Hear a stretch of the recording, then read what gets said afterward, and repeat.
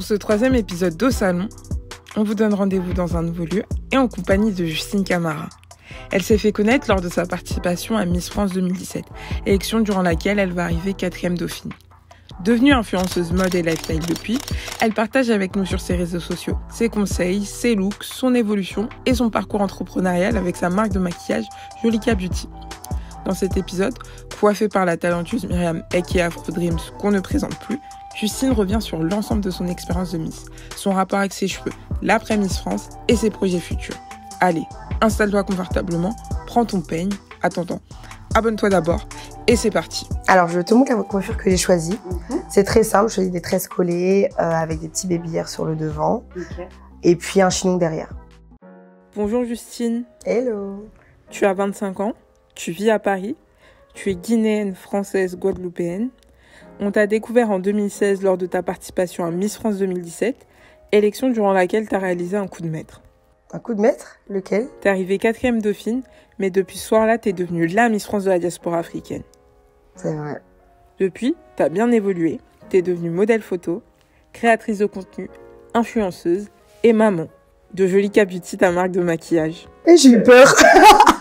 Maman? Ah oui, c'est vrai, en plus, c'est mon bébé. Ça fait 6 ans que l'on te soutient et que l'on te suit dans toutes tes aventures, mais en réalité, on ne connaît pas grand-chose sur toi. Et aujourd'hui, si tu nous permets, on aimerait en apprendre un peu plus sur toi en revenant sur ton parcours, le temps d'une coiffure. Comme je le dis souvent, moi je pense que c'est l'enfance et l'environnement social dans lequel on évolue qui nous façonnent et nous forgent. Est-ce que tu pourrais nous parler de ton enfance, de ton adolescence et des souvenirs que tu en gardes? Donc moi, Dieu merci, j'ai une très belle enfance. Je fais partie d'une grande famille, j'ai 4 grands frères. J'ai 2 parents qui m'ont donné beaucoup d'amour, même s'ils étaient divorcés. J'ai jamais manqué de rien. Et par contre, on va dire que l'adolescence a été un peu plus compliquée. Je viens de Nancy, une petite ville où il n'y a pas beaucoup de femmes noires. Je fais partie des minorités et j'étais en plus dans un collège et lycée privé. Donc je faisais pas du tout partie des femmes populaires du lycée. On me regardait pas. J'ai eu beaucoup d'acné. J'ai gardé un appareil dentaire très longtemps. Donc le regard il a jamais été porté sur moi.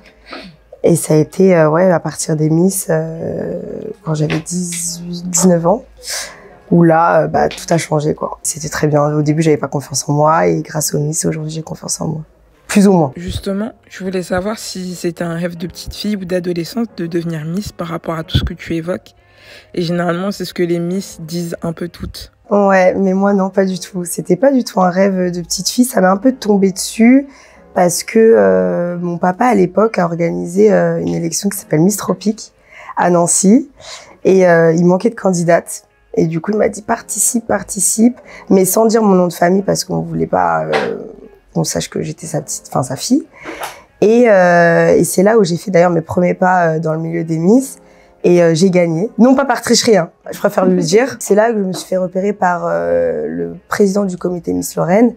Mais j'étais jeune, j'avais 17 ans. Il faut être majeur pour participer aux Miss. Et du coup, il m'a dit, viens juste à Miss Lorraine voir l'élection, voir si ça te dit. J'ai regardé, j'ai bien aimé, je me suis dit, ok, pourquoi pas l'année prochaine. Et après, j'ai participé, et puis voilà. J'aimerais bien qu'on revienne un peu sur ton papa et le concours Miss Tropique qu'il a organisé. Dans un portrait que j'ai pu lire de lui, il a dit qu'il avait organisé ce concours parce que pour une fois, il avait envie de voir une Miss colorée, originaire d'un pays d'Afrique, des Antilles, des Indes ou autres représenter Nancy lors des manifestations. Du coup, je me demandais si c'était pas son rêve que tu deviennes Miss. C'est lui qui a été l'élément déclencheur de tout ça. Mon père, c'est une personne très, très, très engagée. Et il a dit, c'est vrai, dans les Miss, on voit jamais de femmes noires, métissées, antillaises, indiennes, ou peu importe. Et je m'en souviens, il y avait des femmes du Congo, il y avait des femmes de la Martinique, vraiment de tout horizon. Et ça a été le début de tout et il était trop fier. Il était trop fier. Ma fille, c'est la Miss Tropique de Nancy. Il le dit encore aujourd'hui, la première Miss Lorraine noire aussi, ça restera tout le temps. Et quand tu as été repérée par le président du comité de Miss Lorraine, comment tu as réagi et surtout comment ton papa a réagi? Alors mon père, toujours aussi fier, hein. Ah, tu t'es fait repérer, il faut que tu y ailles, il faut que tu y ailles. Je préfère observer et après prendre une décision. Je me suis dit, ok, pourquoi pas, j'ai jamais vu de profil comme le mien à la Miss Lorraine. Et ensuite, dès que j'ai été majeure, j'ai essayé une première fois. Et puis, la première fois, ça l'a pas fait. Donc j'ai retenté l'année d'après. Mon père me poussait, justement. Je voulais arrêter au début, je me suis dit, Une fois, c'est suffisant. Il m'a dit non, faut que tu continues. Et puis l'année d'après, j'ai reparticipé à Miss Lorraine. Pourquoi la première fois, ça l'a pas fait? Oula, des problèmes. Malheureusement, parce que des photos étaient sorties de moi la première année. On fait tous des erreurs quand on est jeune. Et j'avais fait des photos avec des armes factices. J'avais 15 ans. Et en fait, c'était un photographe qui était venu pour me dire oui, viens, on fait des photos avec un thème. Et le thème, c'était promouvoir le milieu du rap. Et à l'époque, le rap était associé à des armes. Enfin bref, voilà. Et du coup, j'avais fait des photos un peu en mode Lara Croft, version femme noire. Et c'était ressorti. Par qui, je sais pas. Sûrement des candidates mal intentionnées. Sylvie Tellier, donc la directrice du comité Miss France, à l'époque, du coup elle a quitté cette année, m'avait dit il faut vérifier si elle n'a pas fait d'autres photos étranges. Et du coup, c'est pour ça que j'avais été élue première dauphine et pas Miss Lorraine. Et qu'est-ce qui t'a poussé à recandidater l'année suivante? Déjà les gens qui me disaient mais t'as toutes tes chances, vraiment, c'était pour toi cette année-là. Malheureusement, à cause des photos, ça l'a pas fait. Et mon papa a refait, donc j'ai retenté une deuxième fois. Tu vas devenir Miss Meurthe-et-Moselle dans un premier temps, donc Miss de ton département, puis Miss de ta région, la Lorraine. T'as été et tu es la première Miss Noire de Lorraine. Ça a été compliqué parce que les Lorrains n'étaient pas prêts.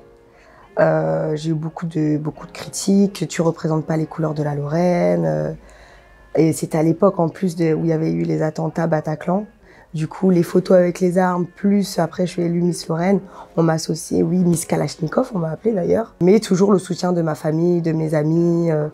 Ouais, t'imagines, t'es la première. Et même des femmes métissées et femmes noires qui me disaient, ouais, enfin, je vais pouvoir m'identifier à une Miss Noire, à Miss France. Parce que tu vois, c'est toujours restreint. C'est souvent les Miss des Dom-Tom, Martinique, Réunion, Guadeloupe qui sont noires ou métisses. Mais de France métropole, il y en a jamais, tu vois. Donc j'ai été la première et j'étais trop fière. C'est un mauvais exemple que je vais prendre, mais tu sais, lorsque t'es la seule personne noire quelque part, dans un espace de travail, à l'école ou autre, pour ne pas stigmatiser l'ensemble des personnes noires, t'es obligé de redoubler d'efforts. Est-ce qu'en tant que première Miss Noire de Lorraine, t'as ressenti toute cette pression-là, cette obligation de devoir être parfaite? Ah bien sûr, mais de toute façon, même mes parents me le disaient, tu dois faire 2 fois plus. Je pense que ça, on le dit à toutes les femmes noires. Quand je voyais une candidate juste essayer d'être bien, moi, j'essayais pas d'être bien, j'essayais d'être encore meilleure qu'elle, tu vois. Mais ça se faisait naturellement, c'était pas dans le vice. C'était vraiment, ok, elle fait ça, moi, je vais essayer de faire 2 fois plus parce que j'ai pas le choix si je veux être vue. Dès que t'es élue Miss Lorraine, tu vas partir avec les 32 autres candidates? Ouais, on part un mois. Les 2 premiers jours, on est sur Paris, où on fait les portraits. Ensuite, je suis partie 10 jours à l'île de la Réunion où on fait tout ce qui est couverture mag, interview avec les sponsors. Donc, c'était gala, télémagazine, je sais plus exactement. On fait les photos maillots, etc. Et ensuite, on rentre dans la ville de l'élection. Moi, mon année, c'était à Montpellier où on s'entraîne tous les jours pour le show final. Et est-ce que tu as rencontré des difficultés particulières lors de ces jours-là ou lors de ta préparation à l'élection? Franchement, non. Moi, je me suis dit, ok, Justine, tu pars un mois.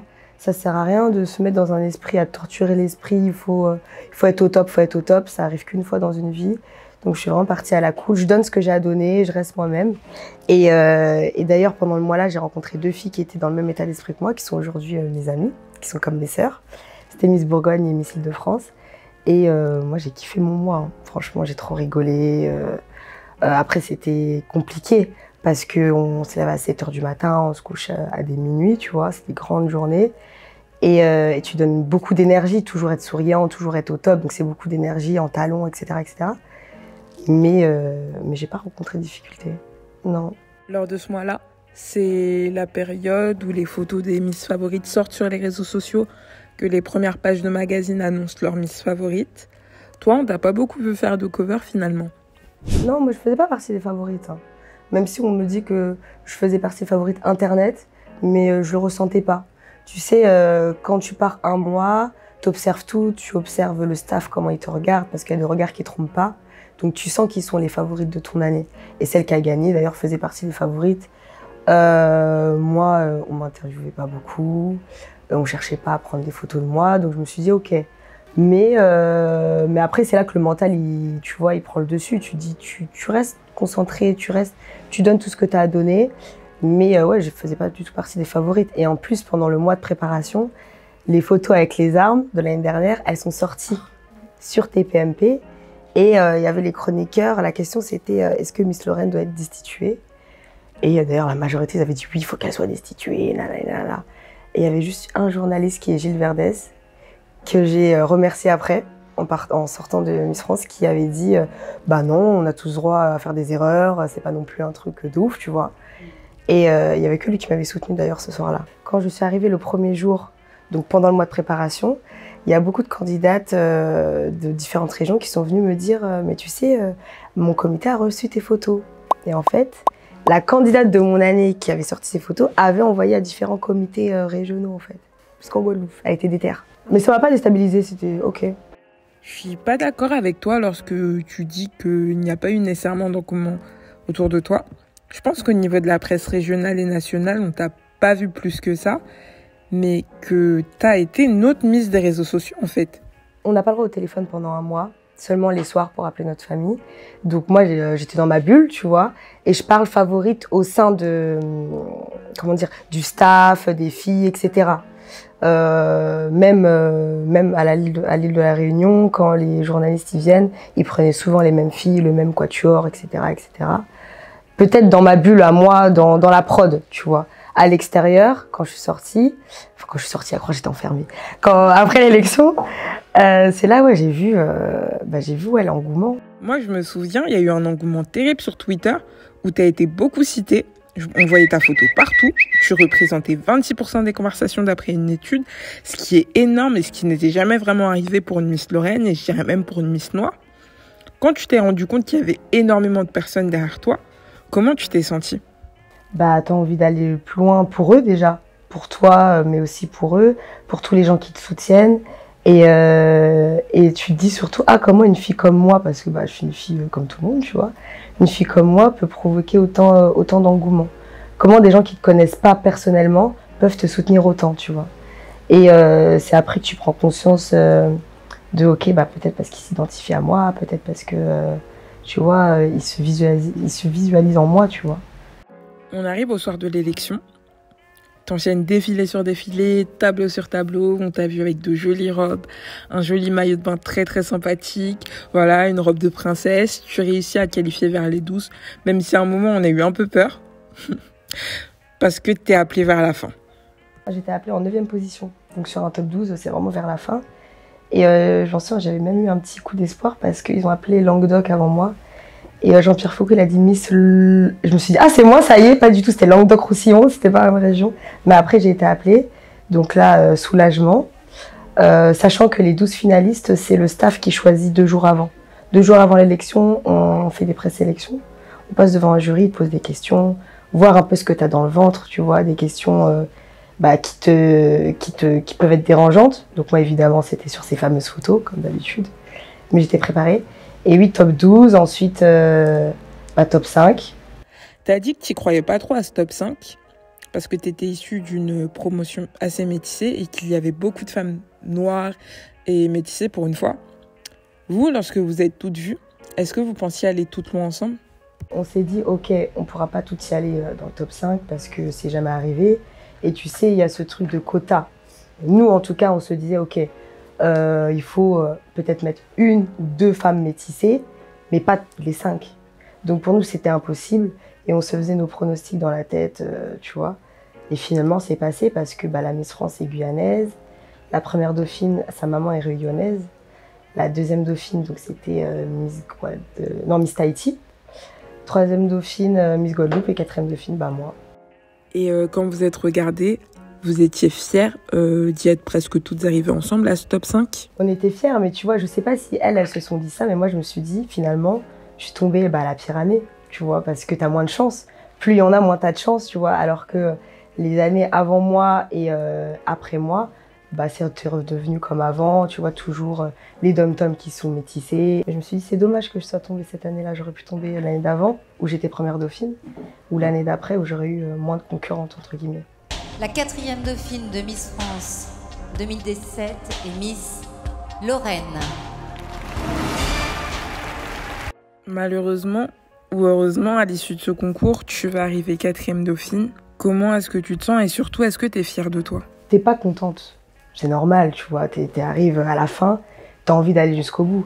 Donc la première réaction, c'est « Ah, ok ». Et ensuite, quand tu rentres chez toi, tu te dis « Non, quand même, t'as fait un bon parcours ». Mais au début, tu te dis « Mince, c'est dommage ». Et à l'issue de cette élection, je me demandais qu'est-ce que tu avais pu apprendre et retenir de cette aventure. Déjà, moi, mon plus beau souvenir de Miss France, c'était les amitiés que j'ai créées avec mes amis. Donc, tu vois, l'amitié en soi.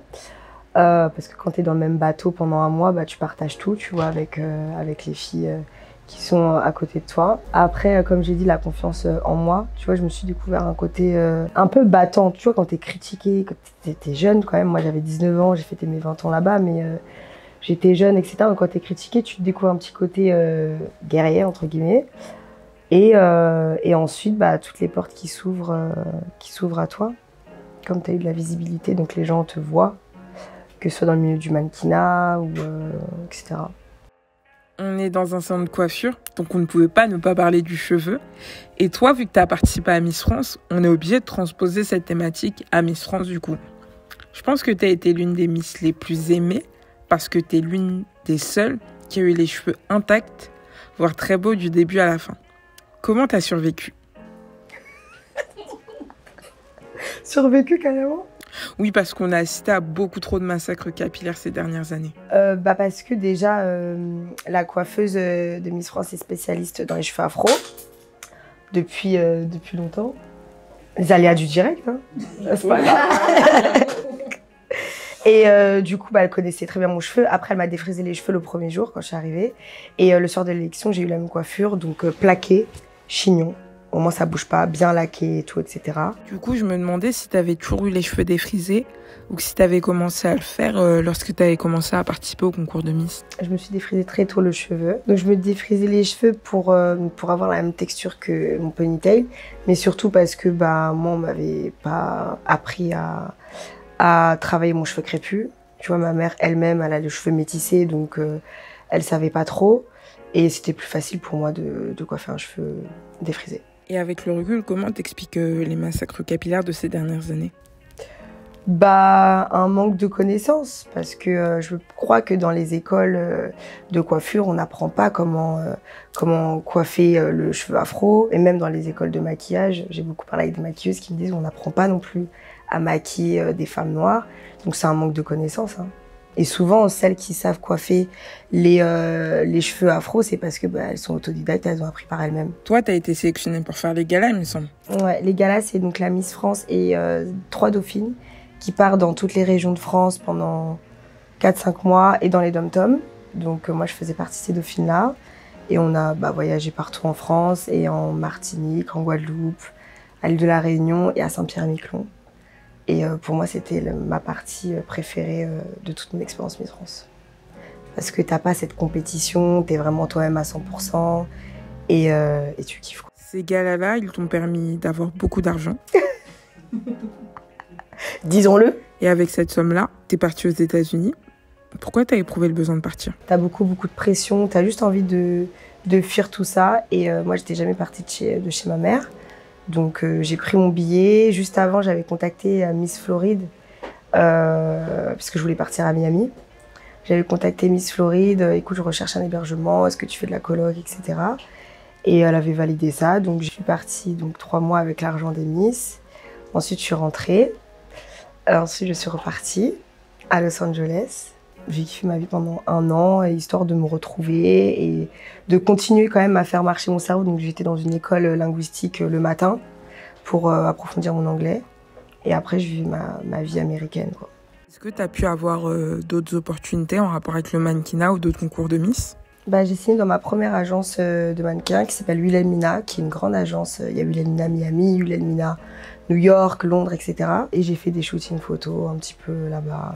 Ensuite, tu reviens à Nancy, tu termines tes études. C'était avant, parce que pendant les Miss, j'étais en L3. Donc après, je suis partie à l'étranger. Et en revenant, c'est là que, quand tu connais des grandes villes comme Los Angeles, New York, Miami, t'as pas envie de retourner à Nancy. Et c'est là que j'arrive à Paris pour finir mes études, faire mon master. Qu'est-ce qui t'est arrivé une fois à Paris et qu'est-ce qui va se débloquer pour toi surtout? Donc je suis arrivée à Paris, donc nouvelle vie, donc je fais un big shop. Je rase mes cheveux, bon, le regard des gens change, le regard des femmes hyper bienveillant, parce qu'elles sont en mode yes tu l'as fait, ouais t'es trop belle, ouais t'es canon, ouais t'assumes tes cheveux. Et le regard des hommes, ça c'est différent, parce que malheureusement les hommes ils aiment les femmes aux longs cheveux, parce que pour eux féminité rime avec longueur. Donc le regard des hommes change, mais ça me dérange pas, parce que moi je me trouve bien. Je prends encore plus confiance en moi. Déjà que les ça m'avait donné de la confiance, mais les cheveux, m'assumer, ça me donne encore un peu plus confiance en moi. Et c'est là que je découvre qu'en fait on me connaît même à Paris. Je pensais qu'on me connaissait seulement en Lorraine. Je commence à être invitée à des événements de la diaspora africaine. Donc j'ai commencé avec Miss Guinée-France, où j'étais marraine de l'événement. Et à Miss Guinée-France, je rencontre un artiste guinéen qui me prend dans son clip. MHD, du coup, ton mari? Mon mari du clip. Les gens m'ont découvert encore plus, tu vois. Surtout que lui, il a une grosse communauté, guinéenne d'autant plus, donc moi qui suis guinéenne aussi. Et donc là, on me découvre encore sous un nouvel angle, donc cheveux courts, dans la communauté africaine. Et c'est même là où moi, je vais commencer à m'intéresser, c'est triste, mais à m'intéresser à la Guinée. Donc je pars en Guinée, là depuis, je pars tous les ans. Je pars en Guinée, je rencontre ma famille là-bas. Je m'intéresse à toute l'Afrique, aux pays qui m'entourent, au Sénégal. Je vais aller au Sénégal, en Côte d'Ivoire, partout. C'est une autre Justine, en fait. Tu t'es rendue aussi en Afrique dans le cadre d'activités liées au Miss. On m'avait appelée pour être jury de Miss Sénégal. Et là, je suis arrivée, mais j'ai pas les images, mais comme si j'étais Miss France. J'étais escortée carrément, j'étais partie avec mon frère, qui me suit depuis le début. Et on me voyait vraiment comme une Miss France. J'étais hyper bien traitée, les meilleurs hôtels, chauffeur, je sors de l'avion. Enfin, pour moi, c'était nouveau. C'était nouveau pour moi. Et ouais, c'est là que je me suis rendu compte, mais en fait, en Afrique, déjà, on te respecte. On te respecte. Et je me suis rendu compte qu'il y avait beaucoup de choses à faire. Plus en Guinée qu'au Sénégal, parce que le Sénégal, c'est quand même un pays développé par rapport à la Guinée. Beaucoup d'opportunités vont encore s'offrir à toi, que ce soit en France ou en Afrique. Tu vas signer ton premier gros contrat en participant à une campagne pour Black Up. Tu vas ensuite signer un deuxième gros contrat avec une marque de skincare ivoirienne, Sivoderm. Puis en 2021, tu vas décrocher un rôle dans le film Miss, dans lequel tu vas jouer le rôle d'une Miss finaliste, donc une première dauphine, aux côtés de Stéphie Selma, Sylvie Tellier, Vaima Lama Chavez. Et à la suite de tout ça, tu vas créer Jolika Beauty, ta marque de maquillage. C'était à la suite du confinement où je voulais vraiment déjà créer quelque chose. Je me maquillais tout le temps, même pendant les Miss, on apprend très rapidement à se maquiller, à mettre nos traits de visage en valeur. Et je voulais créer ma propre marque, mais pas une simple marque de maquillage, tu vois, vraiment avoir une valeur ajoutée et que ce maquillage-là soit source de confiance pour les femmes, pas qu'elles cachent leurs défauts, mais qu'elles embellissent la beauté qu'elles ont déjà, parce que je considère que toutes les femmes sont déjà belles et que le maquillage est un plus. Dans le nom Jolika, on y retrouve tes initiales, le J et le K. Mais est-ce que tu peux nous parler de la particularité du A? C'est pas anormal, c'est une pyramide, qui est la pyramide de Maslow, qui est un ancien psychologue qui a hiérarchisé les besoins d'un être humain. Donc la base, c'est les besoins primaires, manger, dormir, boire. Et le dernier pilier, c'est l'épanouissement personnel. Et c'est ce que je recherche avec mes clientes, que quand elles achètent chez Jolika, quand elles se maquillent, qu'elles se sentent belles, qu'elles se sentent bien et qu'elles se sentent confiantes. Justine, ensemble, on vient de faire la rétrospective de ton parcours. Et je me dis qu'il y a quand même énormément de femmes qui ont participé à l'élection Miss France ou qui l'ont gagnée et qui sont tombées dans l'oubli. Toi, comment tu expliques le fait que tu sois toujours aussi reconnue et que ta communauté ne fait que grandir, ça malgré 6 ans après ta participation? Moi aussi, je me le demande, franchement, parce que chaque année, il y a des dauphines, il y en a 4, donc tu vois, en retenir une. Et récemment, en plus, j'ai croisé des personnes du staff Miss France qui étaient là à mon année et qui eux-mêmes me disaient, tu sais quoi, en fait, on parle encore de toi, même dans les bureaux ou même avec des clients. Et je pense que c'est parce que j'ai été une des seules, ou peut-être la première, je sais pas exactement, africaine à représenter une région de France métropole. Et en plus de l'Est, tu vois, alors que d'habitude, c'est souvent les dom-toms qui sont métissés, et pas noirs, métissés, ou antillaises, mais pas africaines, quoi. Tu vois. Dans ta vidéo, qu'est-ce qu'on gagne après Miss France, t'as dit: si on réfléchit, tout ce que j'ai réussi à construire, ou en tout cas tout ce que j'essaye de construire, tout est lié à Miss France. Parce que sans Miss France, je n'aurais pas gagné d'argent et je ne serais pas allée aux États-Unis. Sans les États-Unis, je n'aurais pas pu signer dans une agence de mannequins. Sans Miss France, je n'aurais pas eu de visibilité quand je suis arrivée à Paris et je n'aurais jamais eu la communauté qui me suit sur Instagram si j'avais pas fait Miss France. Donc en fait, ça m'a tout apporté. Moi, parfois, il y a une question qui me traverse l'esprit. Ma question est si j'avais été Miss France, qu'est-ce que ça aurait donné? Du coup, Justine, je te repose la question. Si tu avais été élue Miss France, qu'est-ce que ça aurait donné? Déjà, il faut savoir qu'une Miss France, elle a toutes les cartes en main. Je pense que peu importe ce qu'elle décide de faire, elle va y arriver. Donc peut-être que je me serais lancée peut-être dans la présentation télé parce qu'on me dit que je m'exprime bien, ou l'acting, je sais pas vraiment.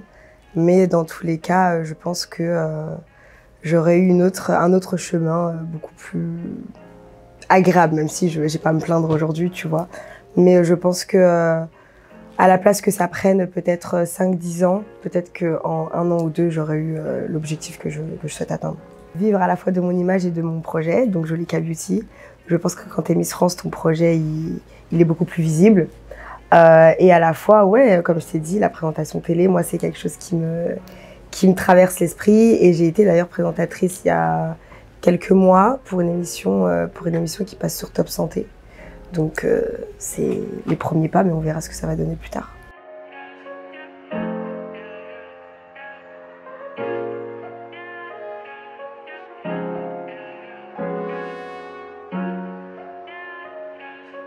On arrive sur la fin de ta coiffure, ce qui me laisse le temps de te poser une dernière question. Comment est-ce que tu te vois dans 10 ans? Et pour nous qui te suivons, qu'est-ce que l'on peut te souhaiter? Donc dans 10 ans, j'aurai 35-36 ans à peu près. Déjà d'être épanouie dans ma vie personnelle, mariée avec des enfants, que ma famille soit toujours vivante. Et professionnellement, que Jolica Beauty arrive à hauteur de Fenty Beauty aujourd'hui. Et pourquoi pas avoir ma propre émission où je suis présentatrice, que ce soit en France ou à l'étranger, en Afrique, je sais pas. On verra. Merci Justine. Merci à toi et merci à Myriam pour cette sublime coiffure.